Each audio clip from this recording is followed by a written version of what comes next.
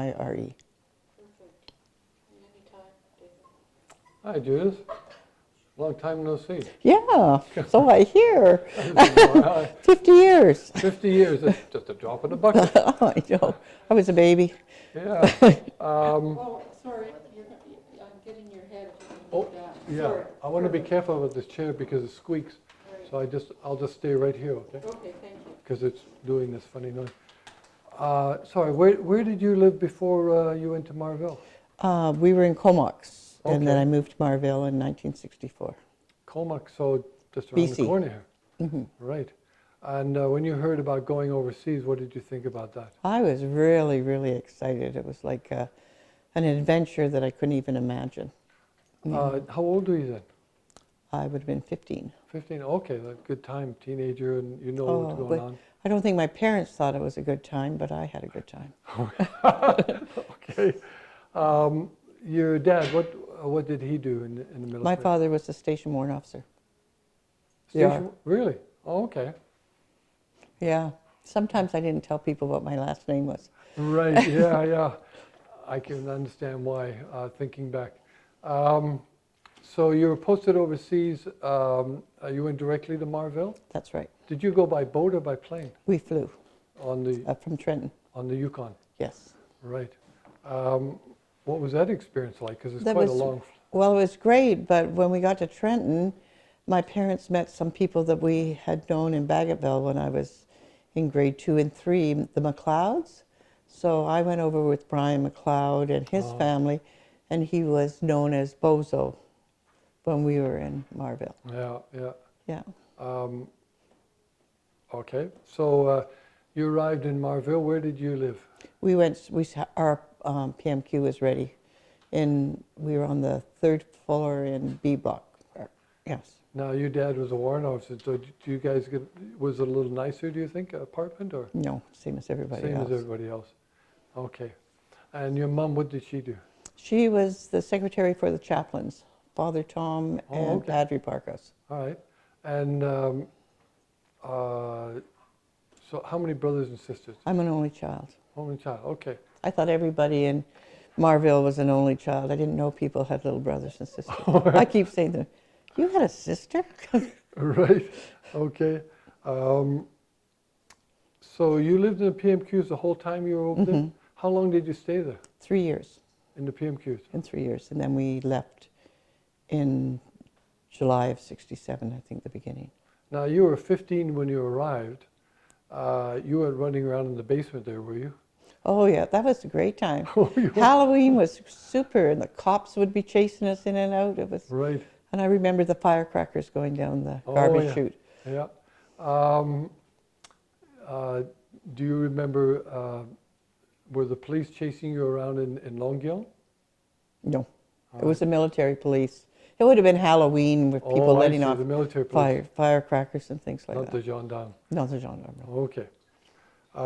So school was where, on the base? No, I went. There are barrack blocks on the, right on the base, On like the not base. the PMQs, but the base. Yeah. That's right, yeah. And what, you were supposed to start off, what, in grade 9? I was there for 10, 11, and 12. 10, 11, 12, okay, gotcha. What are your good memories from that?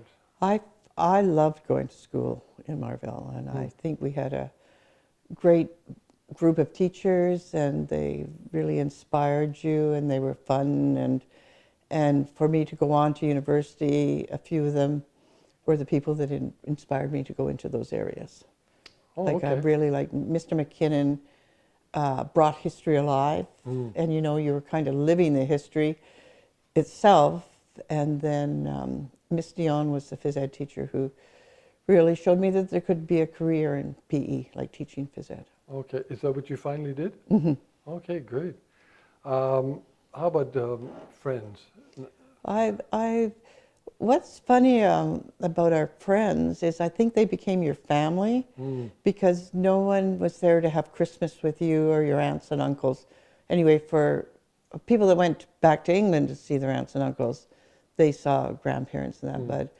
But Christmases, we always had people for Christmas that are our friends, and it was a time where you were maturing and growing up, they Did you became have a very, Christmas tree?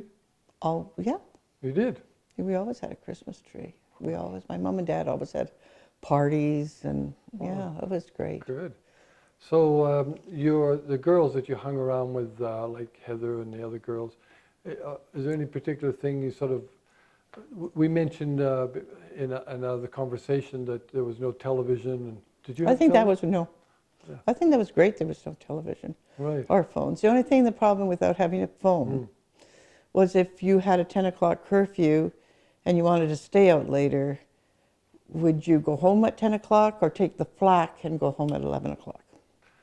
Take the It flak, what does that mean? mean that if you went home at 10 o'clock and said, Mom, can I stay out to 11? Yeah. You certainly weren't going to get it. So you'd stay out to 11 anyway and be grounded the next week. All right. Right. So what did you do with your friends there? Well, Pat Hannon, Betty Conrad, and I taught swimming lessons on the base. Mm-hmm. So we did, that took about quite a bit of our time. And then just going like to the mezzanine in Teen Town and going down to Did you Longuyon. go to the movies? Not very often, I don't think. Theater that was there, yeah. And also too, I didn't go on, like I went on to the base to work, but I didn't stay on the base. Like So you later. went to Teen Town on It was called Friday. Teen Town, was it? Yeah, Friday night. Friday nights. Yeah. Did you enjoy that? I loved it. Yeah, it was fun. It was a bunch of, you went as a group and you had a lot of fun with your friends. But also people I knew was, Wendy Eilers was a friend of mine, because I'm a little bit older than them. Wendy Eilers and Heather Cartner. Did you know Heather Cartner? Or, and Pat Hannon. Pat Hannon, okay. So how about boyfriends? I just went out with a group of people. Like, you know, it was, It was always the guys and girls together. yeah, Right. and that, you know, everybody would go down to John's to have a few drinks, and you'd have people helping you get back up that hill. Yeah, that's right. I remember that hill because we got into trouble for singing rock and roll songs. Oh, that's right. Yeah, Singing on the way up. that's right. Your voices were a little louder on the way up than the way down. I think so. Did you mix it all with the French? Not really, No. Did you speak French? just a little bit. Right. I can't remember, but the French they were teaching in school, was that Quebecois or was it I don't know. Parisian French? Parisian, I think. Parisian, yeah. Miss Dijon was a French teacher. Right, I remember her. Yeah, me too. So you never had a chance to actually meet French people or talk to them? Or No, but it went into the shops and things like that, and you Right. talked to people. And Right. we had an excellent home ec teacher, Mrs. McKinnon, Okay. and she'd send us all down to the fabric shops in Longuyon. And, you know, you converse with people there. They Right. have beautiful things. So probably the chance you got to really use your French was at John's bar. Yes. Okay. Let's take a look at. You didn't ask me what I like to drink. Oh, okay. What did you like? What did you drink? Martini Rosé. Really? And when I came back to Canada, I ordered a martini, Uh-huh. and I got this thing with gin in it. And Oh. I couldn't believe it, because we all thought martinis were Martini Rosés. Right. And what was a martini made of in Canada was gin and tonic. Or no, gin and vermouth. In France it was? No, the red, you know, the red martini? Yeah. Okay, so what was mixed in there? Nothing. It was on the Just straight- rocks. Oh, just, okay, gotcha. Yeah, the French know how to live, right? No, when I was in John sometimes, and there'd be some girls in there, and I'd be doing my best to hustle them, and the young men would come from Belgium. Did you ever see them? No? No. Sometimes the Belgique young fellas come in there, and they're all dressed up nicely with suits on, and No, I don't remember that at all. no, they would take over the whole bar, and Oh, really? oh, no, and no, they'd I take the don't. girls and everything. It's terrible. No, no, I don't remember that. No, okay. Do you know what went on upstairs? No, and I didn't. I asked Ann. I didn't even know there was an upstairs. Yeah, neither did I. Okay, so were there any particular instances that you can remember? Like, for example, the question about the fact that it was a NATO base and it was a nuclear, it could be armed as a nuclear base. So sometimes I don't know if you heard, but you know, we all had radios, and sometimes you'd get the communists that were in the hillside speaking on the radio in English to people in Marville on the base there. Did you ever listen to No, that? I didn't know that. The only thing I listened to was Radio Luxembourg Oh, okay, in English, in English. right. That was the only form of entertainment, I guess, really. Yeah.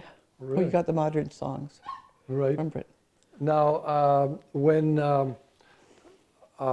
you got the word you were leaving, what did you think about that? I was quite sad because my plan had been to go, after grade 12, was to go to University of Strasbourg for a year Okay. because it had transfer courses to Simon Fraser. And so, and when I was coming home, I hadn't applied for any other universities. So I did grade 13 when I came back to Comox, and then I went on GBC. I see. So you didn't go to Lar. Okay. Straight back to Canada. To Canada, right? Where did you? Comox again. On Comox, right. So at least that was good for you. You were landing in some place you were familiar with. Right. It was because I had a few friends that came back to Canada and found themselves like a fish out of water. Whereas I came back and I had friends, I had a group of friends that I had gone to junior high with that were in grade 13, and it made it easier for me to move into that situation.